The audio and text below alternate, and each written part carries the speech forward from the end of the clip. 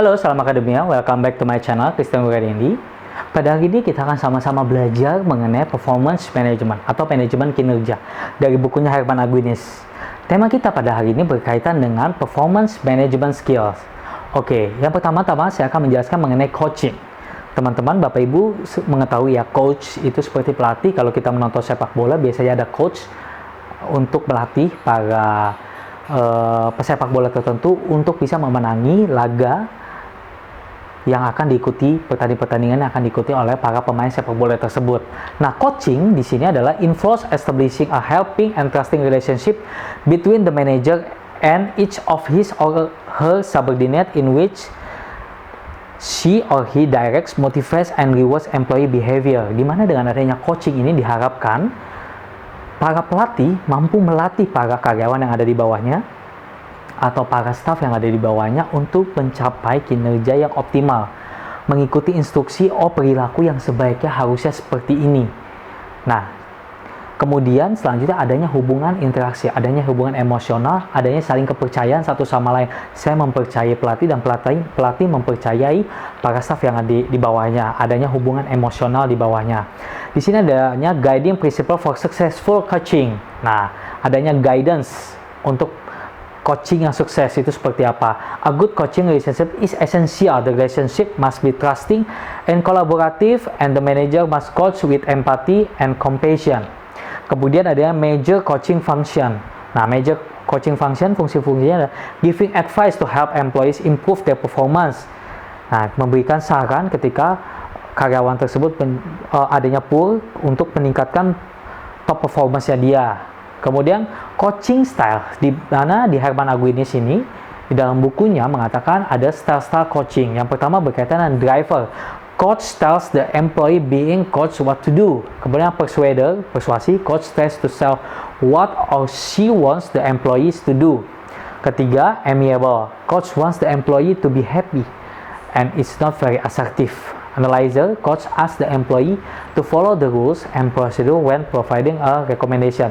Itu adalah style-style di mana coach memberikan pelatihan kepada para karyawan. Nah, mana yang baik? Which coaching style is best adalah itu semuanya adalah baik. Ya, tidak menutup kemungkinan yang ini yang paling baik, tidak. Tetapi di dalam buku Herman Aguinis mengatakan bahwa sometimes provide direction, sometimes persuade, sometimes shows empathy, closely follow the rules, dan lain sebagainya. Nah, di mana para coach atau kita sebagai coach yang mementori para karyawan seharusnya bisa memiliki style ini. Kadang kita persuasi, kadang kita memberikan assertive, kadang amiable, kadang kita memberikan rewards kepada para karyawan sehingga karyawan tersebut termotivasi untuk mengikuti perilaku yang baik, untuk mendapatkan ilmu yang baik sehingga dia bisa mencapai kinerja yang optimal.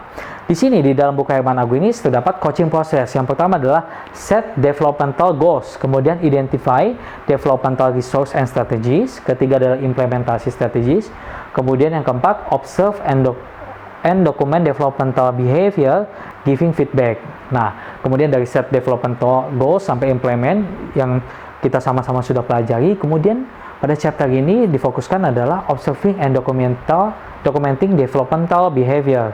Mulai dari time, kita kemudian catat, kita observasi situation dan activity para trainees-nya.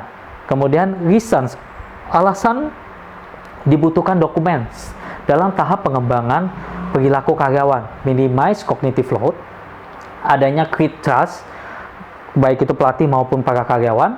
Plan for the future, kemudian provides legal protection against litigation based on discrimination. Nah, yang terakhir adalah giving feedback.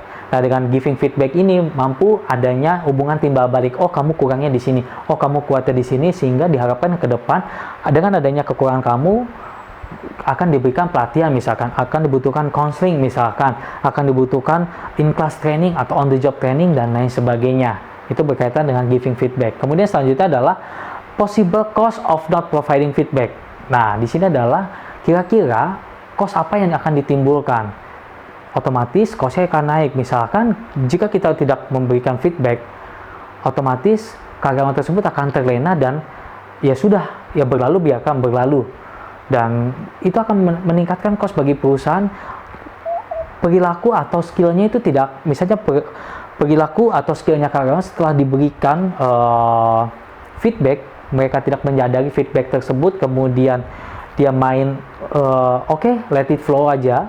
Next time perusahaan akan membayar lagi untuk dilakukan training lagi dan training lagi.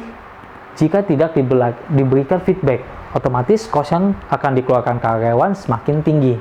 Nah, giving negative feedback. Di dalam buku Herman Aguinis, managers may avoid giving negative feedback because negative reaction and consequence may occur. They themselves may have received negative feedback and felt hurt or upset.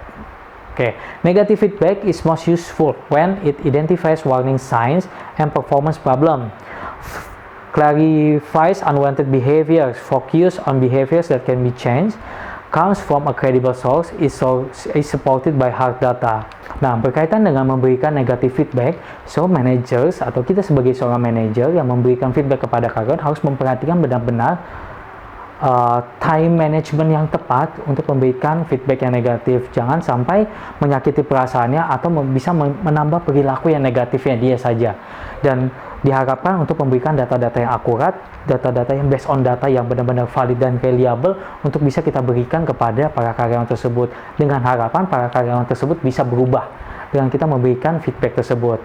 Kemudian adalah guidelines for giving praise, di mana praise ini juga dibutuhkan bagi karyawan jika para karyawan tersebut sudah berhasil atau sudah melakukan pelatihan, sudah melakukan kinerja yang baik, misalkan dari hasil pelatihan tertentu, kemudian dari hasil counseling, dari hasil training, dan karyawan menunjukkan hasil yang positif. Dan ini kita sebagai seorang manajer, sebagai seorang atasan, wajib memberikan praise kepada karyawan tersebut. Nah, selanjutnya kita akan membahas mengenai disciplinary process and termination, di mana formal disciplinary process involves verbal warning, written warning. Nah, di mana kalau kita memberikan tanda kutip masalah kedisiplinan, kemudian adanya problems terhadap para karyawan, itu terdapat ada dua. Misalkan kita memberikan peringatan secara verbal maupun peringatan secara tertulis. Ya, kalau misalnya verbal, teguran, misalnya teguran lisan, kita ajak one on one berdua, kemudian secara writing itu misalkan SP1, 2 sampai dengan 3 sampai dia pemecatan. Nah, di sini adanya optional step prior to formal disciplinary process sampai decision making leave. Nah, sampai pada tingkatan sebelum kita memutuskan, oh karyawan tersebut ini harus diberikan peringatan, oh karyawan tersebut ini sampai harus dijatuhkan hukuman SP1, 2, ke 3. Ada baiknya kita memberikan optional, oh kamu terlihatnya kayaknya stres deh. Oke, kamu lebih baik ambil cuti terlebih dahulu, 1 hari, 2 hari, 3 hari, atau seminggu, kamu bisa ambil, you take a leave, and then masuk lagi untuk bekerja kembali. Dan saya mengharapkan kamu, ketika kamu bisa mengambil cuti, kamu bisa refresh, kamu punya body, kamu punya mind, dan sepertinya kamu stres, dengan kamu mereduce stres tersebut dan bisa comeback lagi dengan bekinerja dengan baik dan bekerja secara baik. Nah, di dalam buku Herman Aguinis terdapat 5 pitfalls to be avoided in the termination of an employee. Yang pertama adanya acceptance of pure performance, di mana jangan sampai para manajer atau atasan itu menyetujui dengan adanya poor performance. Suggestionnya adalah do not ignore the problem, address it immediately, secara cepat untuk mengadres problem-problem yang terjadi sehingga bisa diberikan tindakan. Kemudian pitfall yang kedua adalah failure to get the message through. Suggestionnya be specific about the performance problems. Lebih spesifik lagi mana problem-problem yang terjadi and the consequences of not addressing it effectively. Ketiga adalah performance standards are unrealistic or unfair. Nah, suggestionnya adalah remind employees of the fairness of the performance standard and provide documentation of the poor performance. Nah, sangat penting sekali untuk mendokumentasi sehingga ketika para karyawan mempertanyakan ada sesuatu yang realistik, kita mempunyai data yang tepat. Kemudian pitfall yang keempat adanya negative affective reaction. Suggestion do not let emotional reaction derail you from your mission of describing the nature of the problem. Nah, hal yang ini kadang sering terjadi di mana sebaiknya ketika para karyawan tidak menerima, kita jangan larut terhadap emosi dan kita lebih fokus kepada kita memberikan atau menjelaskan bahwa ini loh yang terjadi, adanya kamu performa segala macam, dan kita harus menjelaskan itu dengan kepala yang dingin.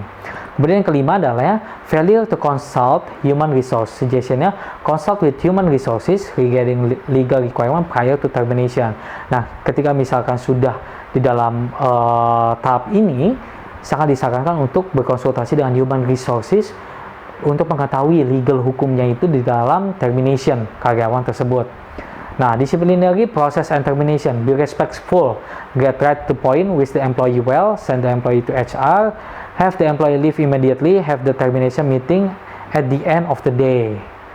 Nah, sekarang selanjutnya adalah supervisory roles in managing performance, di mana evaluate performance, kita sebagai judge, kemudian allocate rewards, coach-nya ada help employees solve problems, design developmental plans.